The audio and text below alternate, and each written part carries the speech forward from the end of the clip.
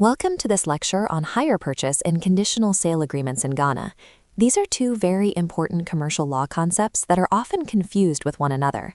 By the end of the session, you'll have a clear understanding of what each agreement means, how they differ, what they share in common, and how Ghanaian law, specifically the Hire Purchase Act of 1974, governs both of them. Here's a roadmap of what we'll be covering today. We'll start by examining what each agreement actually means and its legal nature, then move on to the parties involved, the types of prices used, and finally, we'll look at the important similarities that both agreements share. Let's get into it. Let's start with the Hire Purchase Agreement. Section 24 of the Hire Purchase Act, 1974, also known as NRCD 292, defines it as an agreement for the bailment of goods, where the bailee may buy the goods, or where the property in the goods may pass to the bailee. The critical word here is bailment, not sale. The hirer takes possession of the goods but does not commit to buying them. They simply have the option to do so. This distinction is absolutely critical.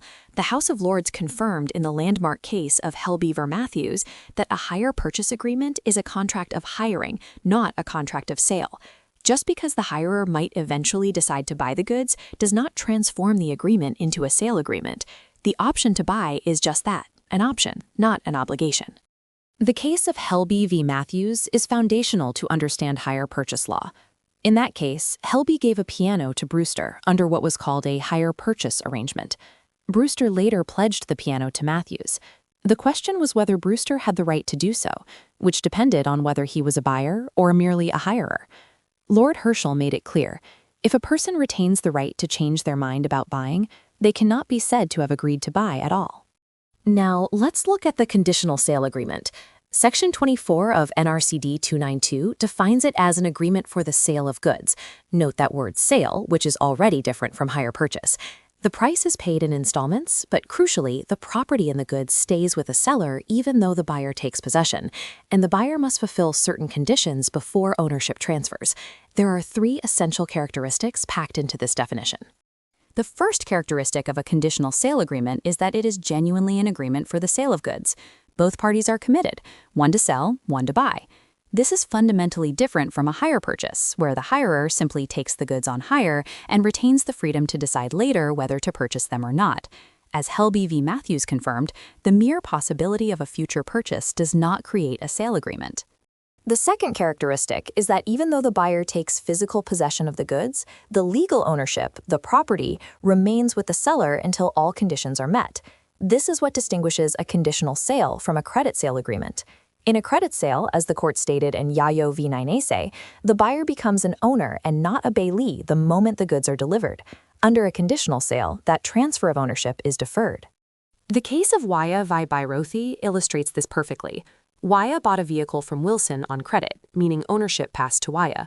Wilson later issued a receipt to Bairothi, who tried to claim a hire purchase arrangement with Waya. But the court held that Wilson had no property left to transfer to Bairothi. You cannot give what you don't have, and so Bairothi had no right to seize the vehicle. The third characteristic is that the buyer must fulfill certain conditions that are specified in the agreement before ownership in the goods passes to them. These conditions are agreed upon by the parties and written into the contract. Typically, this includes completing all installment payments, but may also include other obligations.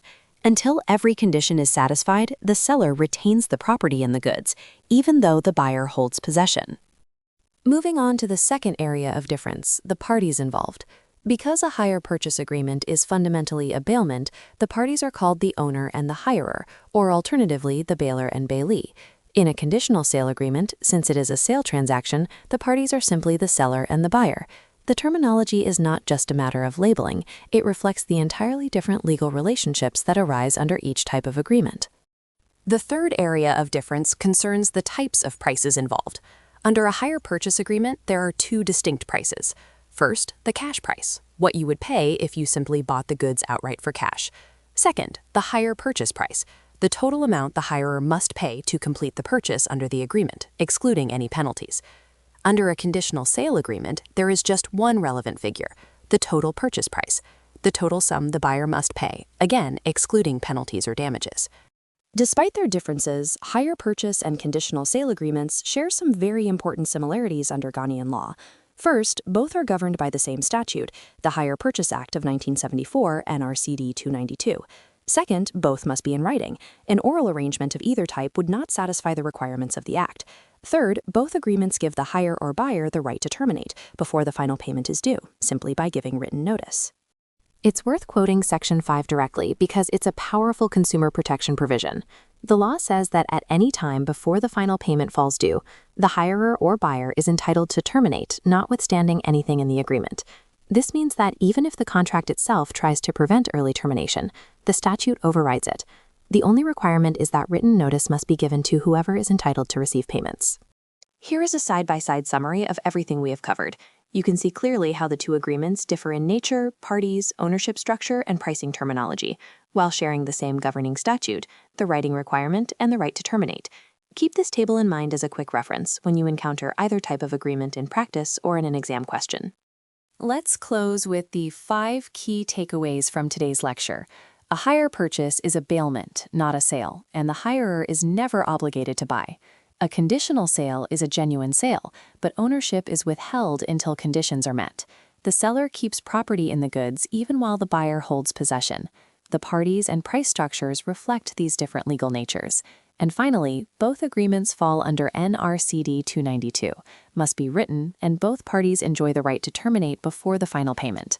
Excellent work today. Keep these distinctions sharp.